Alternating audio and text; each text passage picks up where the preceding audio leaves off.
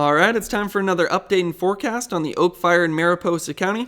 We did have some increase in acreage burn, but not all that much, especially compared to previous days. It's up to 19,156 acres. If we want to see where that growth was, it was on the northern and northeastern section of the fire, but as I mentioned, not nearly as much growth as we were seeing, especially in the first 48 hours of this fire, and not expecting any massive growth as we go forward.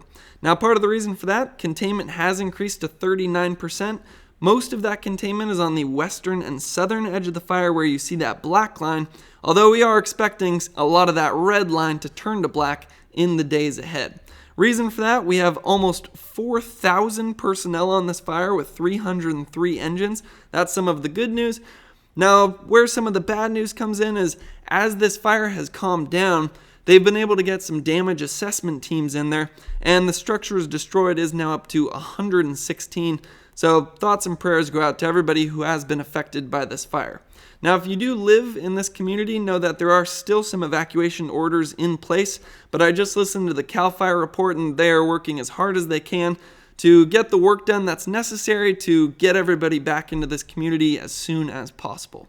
Now, when it comes to the map for the Oak Fire, this is the best that it's looked since the fire began. Usually we see red stars all over this northeastern section, which shows a lot of that heat activity. Still maybe a little heat going on this fire, but not nearly as much as in the past, and you couldn't really even see the smoke coming off of this fire throughout the day today from that satellite imagery. Now tomorrow, expecting very similar conditions as what we've had in the past. Temperatures in the mid-90s, relative humidity in the teens, and some afternoon wind gusts about 20 to 25 miles per hour. Not expecting that to lead to any major growth tomorrow. Key thing that I'm actually looking at when it comes to the weather forecast is the monsoonal push bringing thunderstorms to the Sierra on Sunday and Monday. I'm going to be keeping a close eye on that to see if there's any lightning starts.